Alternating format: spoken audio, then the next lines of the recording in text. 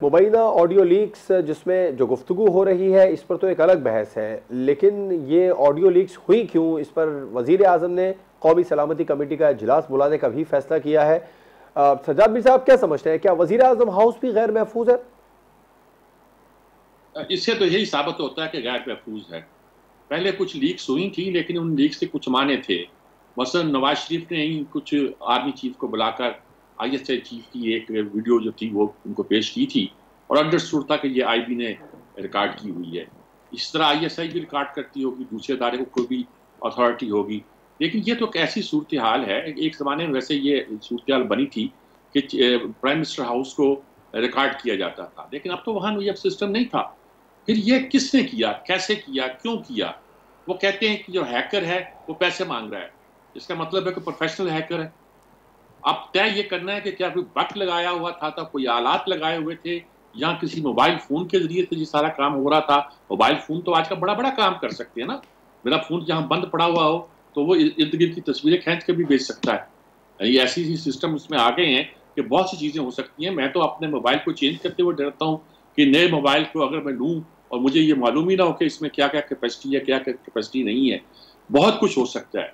और अगर ये किसी ने किया है तो किसी, देखिए दुनिया में लीक होती रही, और वो हुई नहीं थी वो जो जिसपे एक आदमी पकड़ा गया था और सजा हो गई थी, अमेरिका मांगता था दे हमारी सारी चीजें लीक कर दी इसने। कई मुल्कों की, बड़े बड़े मुल्कों की चीजें लीक हो जाती हैं, पता भी नहीं चलता, खुफिया राज आ जाते हैं। तो ये करने वाले हैकर तो मौजूद हैं। रोज बैंकों के रिकॉर्ड हैक करते हैं, रोज वो आपको तंग करते हैं, आम जब हम जैसे शहरी को तंग करते हैं। अब उनमें से किसी ने प्राइम मिनिस्टर हाउस को तंग कर दिया होगा, और अब कहता है कि पैसे दो, और पैसे दो तो सारी चीजें ले लो। तो मैंने क्या करनी, सर पे मारनी है? अगर मैं छुपवा भी दूंगा तो मुझे क्या मिलेगा? मैंने सर पे तो नहीं मारनी। तो ये सारी सूरत हाल यकीनन ऐसी है कि इस पर तहकीक होनी चाहिए, और उन्होंने तय भी यही किया है कि एक जेआईटी बना दी जाए जिसमें हर अदारे का आदमी हो जो तय करे कि ये कैसे हुआ है, मोबाइल फोन से हुआ है या किसी और बगिंग आला था जो वहाँ फिक्स किया गया है, मुख्तलिफ जगहों पर फिक्स किया गया है, उसको इस्तेमाल किया गया है, और उसके नतीजे पर वो कौन लोग थे जो इसको इस्तेमाल करना चाहते थे। इमरान खान ने कहा अभी तो उसमें और चीज़ें भी आ रही हैं, तो गोया उन्होंने उनको भी कहा कि खरीदना चाहते हो तो पैसे दे के खरीद लो, इनको भी कहा है, दोनों तरफ से कह दिया होगा। तो ये सारी सूरत हाल जो है यकीनन मुल्क की इस्लाम और सिक्योरिटी के लिए ख़तरनाक है। इस वक्त तो उसमें कुछ नहीं जो बाहर आया है, लेकिन वो कहते हैं कि उसमें सलामती के मामला भी हैं, डिस्कस हुए हैं, वो भी इन टेपों में मौजूद हैं।